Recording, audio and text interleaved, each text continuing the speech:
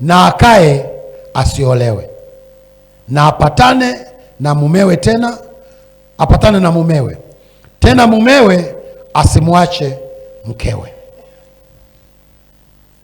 Lakini watu wengine nawaambia mimi, wala si Bwana, ya kwamba iwapo ndugu mmoja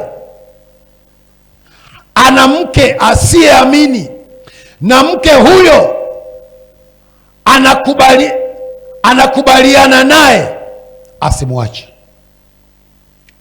Na mwanamke ambaye ana mume asiyeamini, na mume huyo anakubaliana kukaa naye, asimwache mumewe. Bwana Yesu asifiwe. Kwa hiyo usije ukakimbia ndoa yako eti tu kwa sababu mmeo hajaokoka. Haleluya. Usije ukakimbia ndoa yako eti tu kwa sababu mkeo hajaokoka. Anasema asiyeamini na yuko radhi kukaa naye, hana shida. Yaani sawa, hataki kuamini imani yako, hataki kufuata dini yako, lakini hana shida na dini yako.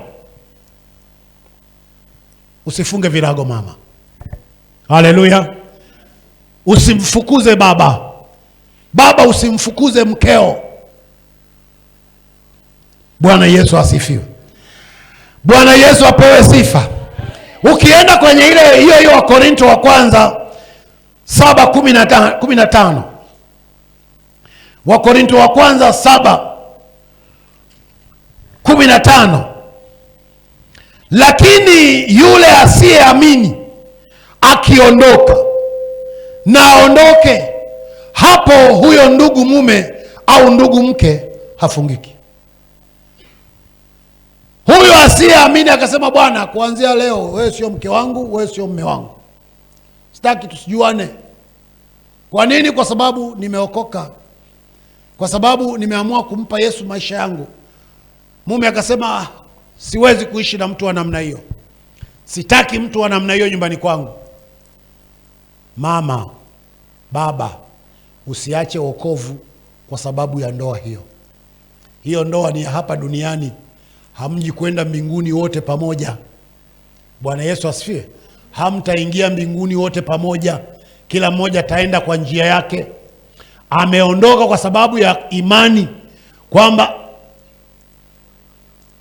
urudi kwenye dhambi. Ameondoka kwa sababu anasema usiingie mbinguni uende naye jehanamu. Haleluya. Bwana Yesu asifiwe. Bwana Yesu apewe sifa. Jambo la 4,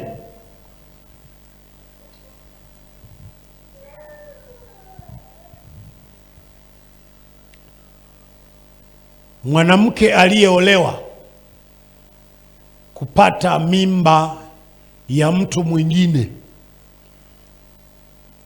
kwa dhahiri. Kupata mimba ya mtu mwingine kwa dhahiri inaweza kaathiri ndoa. Unajua kuna msemo wa watu wa pwani, inawezekana ulishawahi kusikia. Wanasema kitanda akizai haramu. Sijasikia maneno hayo kwamba kitanda akizai haramu. Yaani mtoto aliyezaliwa kwenye ndoa, haijalishi ni wa baba huyu au sio wa baba huyu, sio haramu. Ni sawa kabisa. Ni sawa kabisa.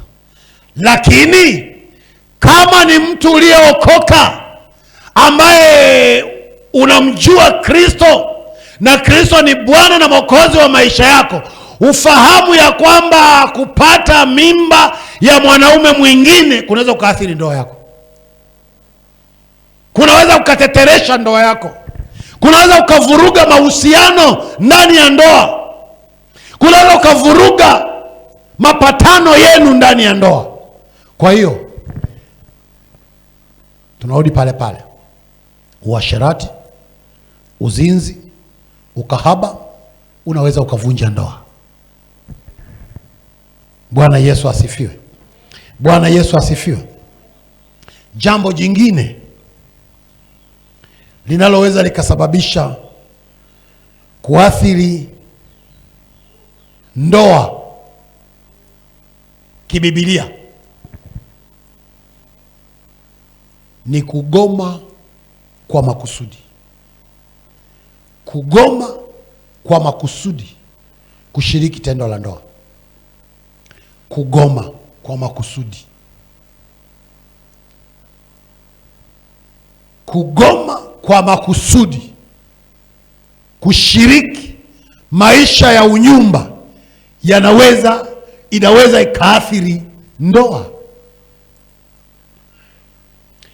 Mnakumbuka jana tumezungumza ya kwamba kusudi mojawapo la ndoa ni ili kufanya mtu asiwake tamaa.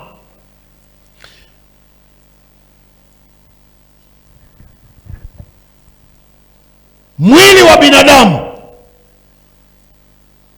kuna namna ambavyo ukifikia kwenye maturity fulani, ukifikia kwenye umri fulani, unadai kuoa au kuolewa. Unadai. Ninajua wapo ambao Paulo amewazungumza, anasema wapo watu ambao wamefanywa matoashi tangu kuzaliwa kwao. Yaani wao hakuna shida. Hata angezeeka, hata angekuwa mtu mzima, hata angekuwa mkubwa, hana shida. Yaani wewe ndo unahangaika, yeye hana shida. Paulo anasema wapo watu wa namna hiyo, haina shida. Lakini wale ambao hawawezi kuishi maisha ya aina hiyo, anasema na waoe. Kwa maana nyingine, wakishaoa au wakishaolewa, swala la kushirikiana ni swala la sehemu ya maisha yao. Ni sehemu ya maisha yao.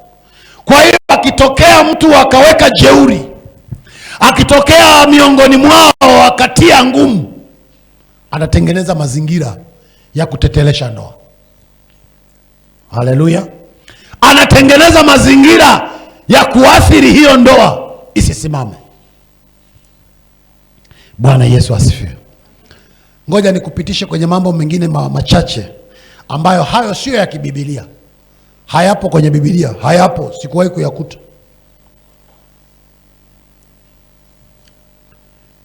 Bwana Yesu asifiwe.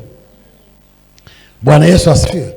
Kwenye hilo nililomaliza kulisema, andika ukasome kitabu kile cha Wakorinto wa kwanza sura ya 7 mstari wa 4 na wa 5. Tumesha usoma, lakini kaurudie tena. Utaona unazungumza kitu hicho cha kukataa kushirikiana bila sababu yoyote ya msingi. Yako mambo kadhaa ambayo yameainishwa kisheria tu, lakini kwenye Biblia hayapo na wala hayawezi kuathiri ndoa.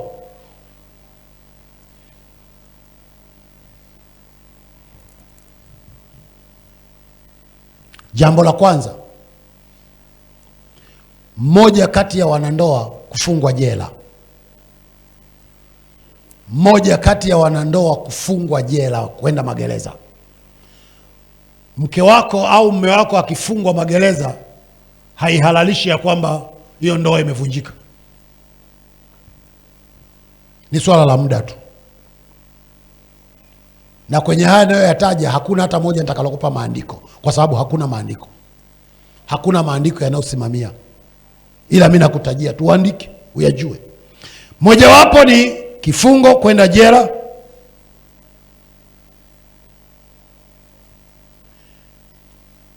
Jingine ambalo pia naweza likaathiri ndoa, lakini sio la kibibilia, ni swala tu la mtu mmojawapo katika ndoa hiyo kuamua tu kwa hiari yake mwenyewe, kuanzia leo sikutaki. Sema tu kuanzia leo sikutaki. Sasa ameamua. Utamlazimisha? Huwezi kumlazimisha. Lakini sio la kibibilia. Sio la kibibilia. Na hatutarajii litokee ndani ya kanisa. Yaani tu leo kijana ameoa na miaka 2, 3, 4, 5, alafu tu anaamka tu asubuhi anamwambia mchungaji kuanzia leo mwanamke simtaki. Hicho kitu hakipo. Hicho kitu hakipo. Nakwambia kikitokea ndani ya kanisa tunakukamata mzobe, tunakutoa nje ya kanisa spidi. Haleluya. Tunakutoa nje ya kanisa spidi. Kwa sababu huo ni upagani 100%. Bwana Yesu asifiwe. Wewe ulimuoa mwenyewe, ukalipa na mahali mwenyewe, alafu leo uje tuambie tu kwamba sikutaki. Haiwezekani.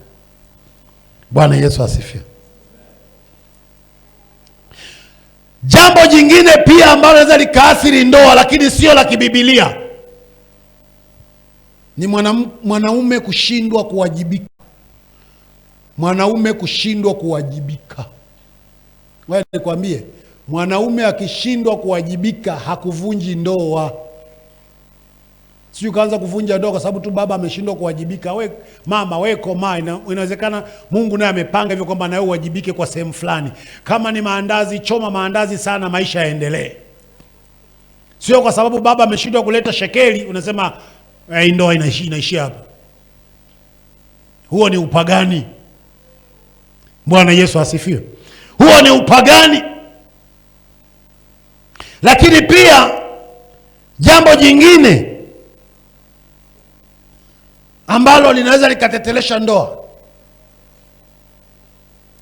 lakini sio kigezo cha kwamba ndoa inavunjika, maamuzi ya mahakama. Maamuzi ya mahakama anaweza kusema kuanzia leo, jamani, tunaona kwa maisha haya jinsi hawa jamaa wanavyoishi na nini, tunaona tuwatenganishe tu, kila mmoja kae kwao. Mwali kwambie, sawa, wamewatenganisha. Kesho mkiamua kurudiana, mahakama isianze kuhoji, mbona jana tuliwatenganisha? Haleluya. Kwa maamuzi ya mahakama ni yanaweza kuwa ni ya muda tu. Yanaweza kuwa ni ya muda kuwatenganisha watu. Lakini kesho wakirudiana, watu majirani wasianze kuuliza, hivi si wale ambao walienda mahakamani wakatengana, mbona wanarudi? Swala la mahakamani ni tofauti, sio kigezo cha kuvunja ndoa. Inawezekana tu mahakama iliona hekima kwamba wa jamaa wanadundana sana, wataumizana. Hebu ngoja angalau tuwape tu muda, kila mmoja kae kwake. Sasa kule kudundana kumeisha, wamesharudi wanapendana, waacha waendelee kuishi. Bwana Yesu asifiwe. Haleluya. Lakini pia nimelisema hilo, ukatili na kipigo inaweza pia ikaathiri ndoa. Ukatili na kipigo.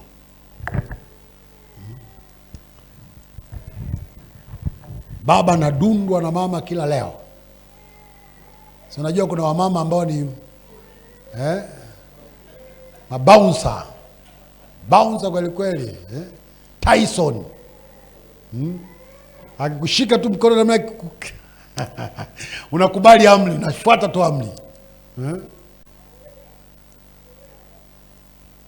Hayo yanaweza yakaathiri ndoa lakini sio kigezo cha kuvunja ndoa.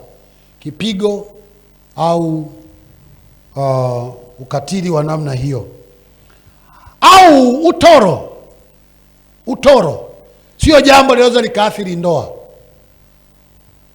Leo mama ameamua tu kutoroka, kakimbilia kwa mjomba wake. Sema kwa kuwa umeenda kwa mjomba wako, kuanzia leo sio mke wangu tena. Hapana. Bwana Yesu asifiwe. Haleluya. Lakini pia maradhi, afya, mgogoro inaweza ikaathiri pia ndoa. Magonjwa kama zinaa, kifafa, kichaa cha kudumu kinaweza kaathiri ndoa. Lakini nimekuambia haya yote niliyoyasema sio mambo ya kibibilia. Ni mambo tu ambayo yapo na mahakama zilishafanya maamuzi mengi tu ya mambo hayo, na wakatenganisha na baadhi ya ndoa kwa mujibu wa sheria. Yanaweza yakatenganisha ndoa haya, lakini sio kibibilia. Kibibilia mpendwa, ni lazima jambo lolote ambalo halijaandikwa kwenye maandiko na likatoa uhalali wa kuivunja hiyo ndoa, usijaribu kulitumia. Bwana Yesu asifiwe. Bwana Yesu asifiwe. Ndoa, ndio maana ndoa ni neno moja, si ndio? Haleluya. Ni neno